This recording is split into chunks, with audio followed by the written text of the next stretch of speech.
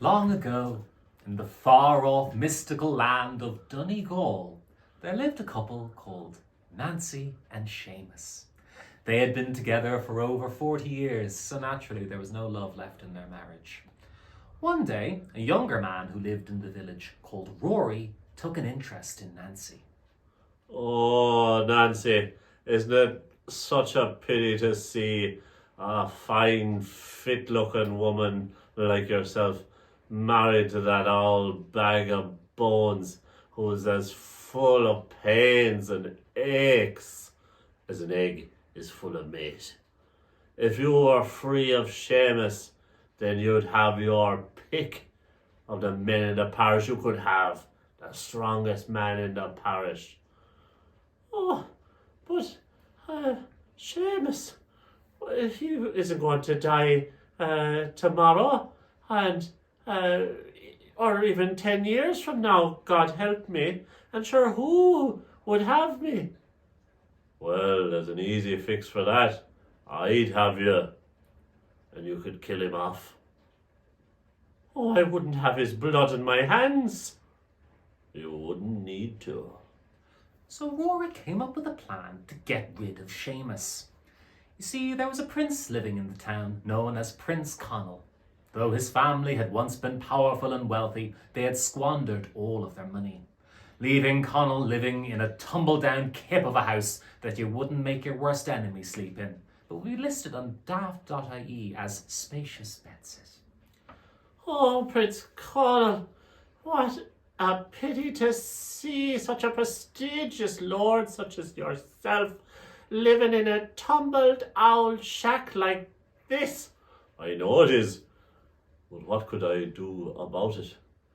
Oh, you could have our Seamus build you a castle. Seamus couldn't build me a castle. Sure he could. The problem with our Seamus is that he is so terribly lazy that you have to promise that you'll break every bone in his body to get him to do anything. Is that so? Aye, that's so.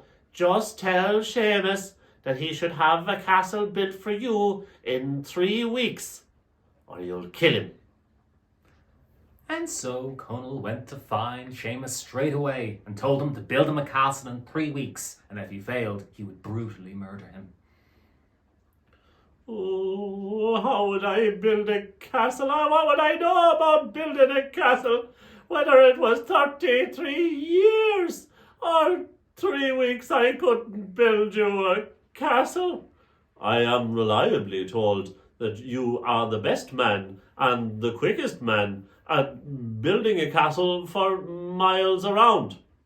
Build me a castle or I will kill you. This was all too much for Seamus. He collapsed to the ground in a heap of emotion and began gently weeping, when a wee red man, came up to him. Ah, Seamus, what's wrong with you? There's no point telling you what's wrong with me, for there's nothing you could do for me. Oh, what you mean there's nothing I could do for you? Well, you might as well tell me. Anyway, sure, there's no harm in telling me what's wrong with you. I do anything I can to help you. And so Seamus told the wee red man what Prince Connell had threatened to do.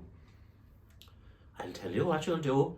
Go to the Glen of the Fairies, and there, beneath the rocking stone, you'll find a white rod. Take the white rod and use it to mark out the bounds of a castle, and then return it to the Glen of the Fairies.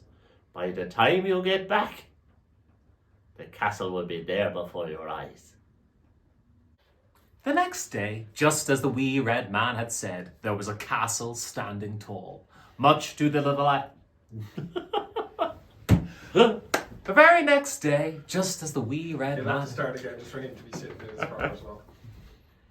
The next day, just as the wee red man had said, there was a castle standing tall, much to the delight of Prince Connell and Seamus, but much to Nancy's dismay. She went straight away to find the prince and told him that while the castle was fine, it could definitely do with a bit of sprucing up. Do you know what this place really needs? It needs a beautiful river flowing past it, and some trees on that hill over there, and some birds singing in the trees. Do you know what it really, really needs? A sea view, the ocean roaring up beside it. All of those things would be lovely, but we are 100 miles away from the nearest river and 100 miles away from the ocean. I can't have all of those things. All the more reason why you should get those things. But I can't. Can't you? Nancy then recommends her husband Seamus as an excellent landscape gardener and procurer of rare birds, reminding him that her husband always worked best when in constant fear for his life. So the prince goes off to find Seamus. Top-notch work on the castle. It really looking stellar, Seamus. But, I think it needs a couple of extra touches. I think a beautiful river flowing past it would be nice, and some trees on that hill over there, and some bushes along the banks of the river. Birds singing in those bushes, and the ocean. I've always wanted a sea view. I think the ocean should roar right up beside the castle. 3 days should be long enough to get those things for me, and if you don't get them, I'll kill you. The prince then flashed a smile, much like the smile people in customer service get when they know they've ruined your day, but honestly can't scrounge up enough cack to give. And Seamus, knowing that the nearest water source was over 100 miles away, naturally felt a bit defeated. He collapsed to the ground, gently weeping, when who should show up but the wee red man? Seamus, what's wrong with you? Oh, there's no point telling you what's wrong with me. I know you got the castle for me, but there isn't a hope you could do this for me. Well, you might as well tell me what's wrong with you anyway. If I can't do you any good, then I won't do you any harm. And so Seamus told the wee red man what the prince had asked him to do. I'll tell you what you'll do. You'll go to the Glen of the Fairies, go right up to the fairy well. There will be a leaf, a cup, and a feather. Fill the cup with water from the well and take it along with the leaf and the feather to the castle. Throw the water in the cup as far away as you can. Then blow the leaf from your right hand and blow the feather from your left hand, and you'll see what you'll see.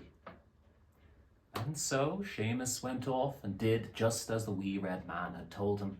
He took the cup of water and cast it away from himself as far as he could, and just then the water of the ocean began roaring up until it was lapping at the side of the castle, and the river that was 100 miles away to the other side of the castle began flowing gently past it out into the sea. He then took the leaf in his right hand, and as he blew it away, all the most beautiful trees and bushes sprang up on the riverbank.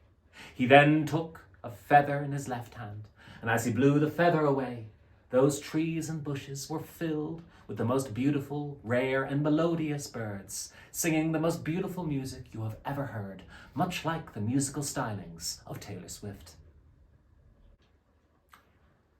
And the very next day, the prince was delighted to discover that his castle now miraculously had a coastline. He thanked Seamus profusely. Nancy, meanwhile, was pissed, and she went straight away to talk to the prince. Tonight, Conall, you should have a great big party for all the lords, ladies, and gentlemen of the country. There should be music, there should be dancing, and of course you'll have to get a Plaisham. What's a Plaisham? Oh, why, it's only the most wonderful, the most amusing thing. Everyone who's anyone has one, and if you don't have one, well, people will talk about you. They'll say, what's wrong with Conan? Why doesn't he have a Plaisham? He should get one. Why has he no taste? Oh, well, I'll have to get one. So, but how does one acquire this Plaisham? Oh, that's the easy part. You just tell Seamus to get you a Plaisham by sunset this evening, or you will have him brutally disemboweled. And so Prince Connell goes to Seamus. He thanks him for all his hard work, and when Seamus sheepishly asks him if there's anything else he needs him to do, Prince Connell fixes his eyes on him. Well, now that you mention it, I could probably do with a Plaisham. What's a Plaisham? And how would I get such a thing? Oh, I don't know, but I'm told anyone has one, so I must get a Plaisham too. How do you expect me to fetch you something when neither of us knows what it is? That sounds like a you problem. Needless to say, unless I have a Plaisham by sunset this evening, I will kill you. At this point, Seamus is just done. He collapses to the ground in the fetal position, when suddenly he heard a voice at his ear. Ah, Seamus, what's wrong with you now? Oh, I'm done for. I might as well just die here. There's no hope left for me. You might have built me a castle. You might have brought a river and the ocean to the door of that castle. But you couldn't help me now. Well, you might as well tell me what it is. If I can't do you any good, I won't do you any harm either. And so Seamus tells the wee red man that Prince Connell had ordered him to get a Plaisham. Oh, I'm done for. It's impossible to get something that never was and never will be. True, it is impossible to get something that never was. But I'll tell you what you should do. Tonight you should go to the head of the Glen of the Fairies. Yes, I'm glad that you're paying attention. And go right up to the fairy thorn, and there you will find a bone ring. Take the bone ring back to your house. There your wife and Rory will be chatting in the kitchen. Don't go in there. Trust me, don't go in there. Go into the cowshed instead and place the bone ring in the nose of the cow. And very soon you will have a Plaisham. Seamus returned home, passing by Nancy and Rory doing ungodly things to each other in the kitchen, but he paid it no mind. He went straight to the barn and put the bone ring into the cow's nose.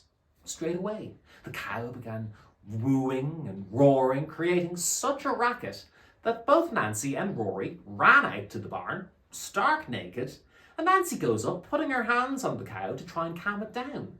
But as soon as Nancy's hands touched the cow, they stuck to it like glue.